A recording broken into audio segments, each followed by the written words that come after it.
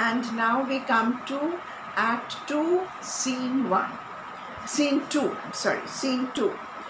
Bosola and the old lady enter. So here Bosola is constantly given a very prominent place in the play. He is the antagonist of the Duchess. He will find out, what the Duchess has done or what the Duchess is up to.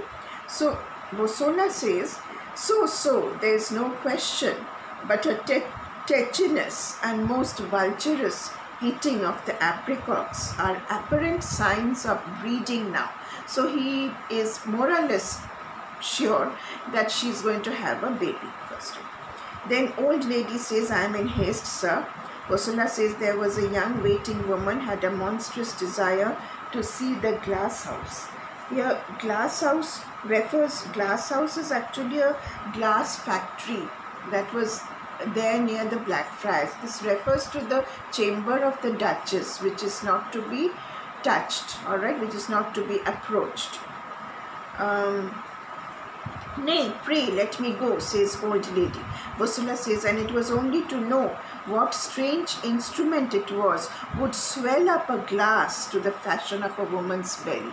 So he wants to find out the strange instrument means who is the father of the or who is the reason behind the swelling up of the glass, in the glass factory. The glass swells up. Similarly, the Duchess's body has swelled up. All right. So, what is it that he wants to find? He wants to know that which instrument has done this. He wants to find out the father.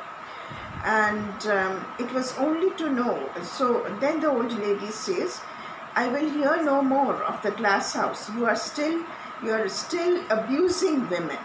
Who, I?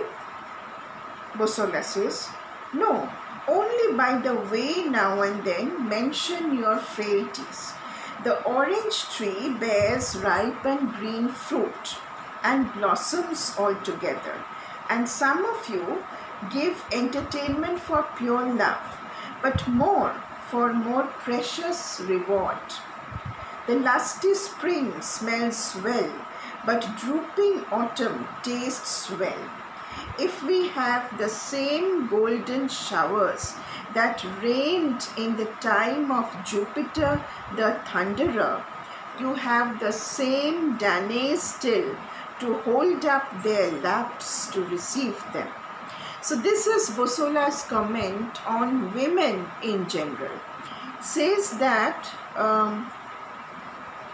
orange trees bear ripe fruit. That means women bear children, they blossom all together, but some of them give entertainment or they indulge in physical pleasures, sexual pleasures simply for love. But for the more older, the lusty spring smells well. But for those who are older, they indulge in sexual pleasures for more precious reward. That is, for a son who will inherit her inheritance, her property. Okay, so it is for creating a lineage. So the Duchess, if she has indulged in sexual pleasures, it is for creating a lineage. The lusty spring smells well, but drooping autumn tastes well. Drooping autumn referring to an old lady or aged lady having sexual pleasures. If we have the same golden showers that rained in the time of Jupiter the Thunderer, you have the same Danae still to hold up their laps to receive them. Now what does this mean? That is, Danae was a heroine whose lover appeared in the shape of a shower of gold, and in antiquity had become the ironic type of mercenary love. So here, having sexual pleasure for the sake of giving birth to a child is actually for getting access to money. Okay, it is the money should remain with her. The shower of gold. Jupiter had also showered gold. That is, money, the inheritance, the property should remain with her progenitors. Alright, that is why the Duchess is giving birth, because she is not a young widow, as had been mentioned earlier. What's that, sir?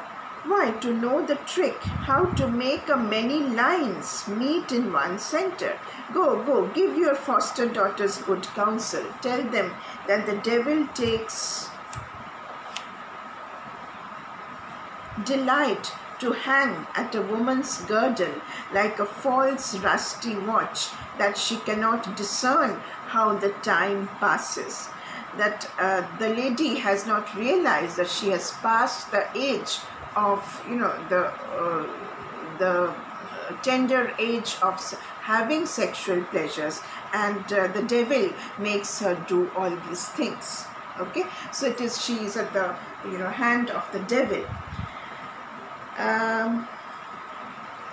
And then the old lady goes out, and then there is a very rushing scene where all the gates are closed, and there is everybody is sent off to their offices, to their the Duchess announces that each officer be locked into his chamber till the sun rising, and to send the keys of all their chests and of their outward doors into her bedchamber. She is very sick. Okay, so each officer is to remain in his chamber and not come and approach her. She will be in her bedchamber, and she is very sick. So, so this is how, and in her bedchamber there is again there is a pistol in his great codpiece. Now the fact that there is a pistol in the bedchamber possibly has sinister implications, that there is going to be bloodshed and murder later because of this act of delivery. All right. But anyway, the officers are asked to keep in their chambers. And another thing that has happened, and what is given out, is that the apricots were poisoned. That is why the Duchess is sick, and that is why she is in her bedchamber. Now,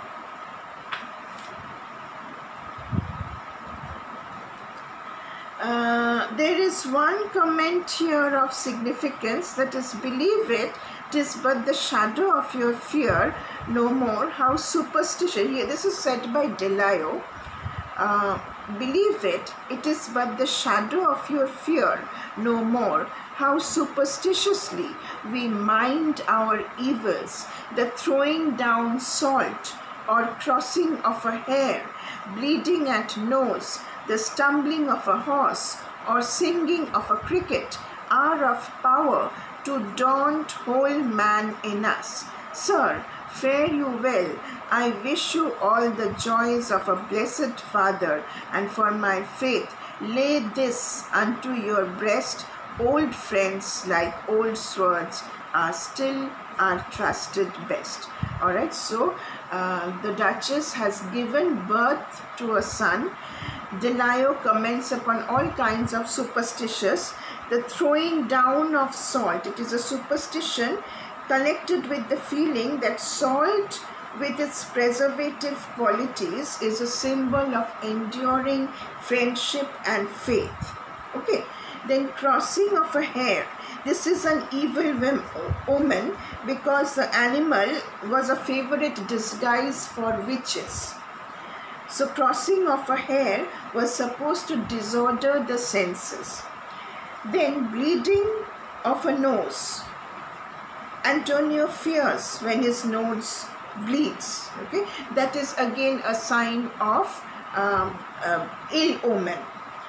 stumbling of a cricket, a stumbling horse and singing cricket. Both of these, imply death. These are superstitions. And old friends like old swords still are trusted best. This is a variant of the old proverb that is, old friends and old wine are best. So these are different signs which may have occurred during the delivery, which may have ominous implications. Okay, because the child, as we will see later, is not born under very good signs. Okay, he is born under rather ominous signs. But however, DeLisle hands over the baby to the father, and the father, a happy father, blessed comfort, he says, for heaven's sake, tender well, I'll presently go set a figure for nativities. No, I'm sorry.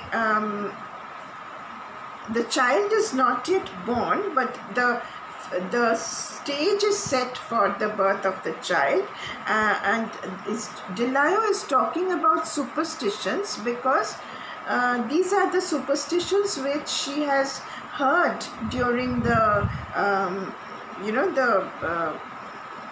process of giving birth, and so she is a bit apprehensive, because superstitions make a people apprehensive. It is in Act 2, Scene 3 that actually the delivery occurs.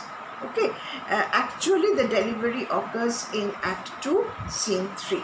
So we'll just pass on to this act after this, and this scene after this, and we will see how Antonio becomes a father.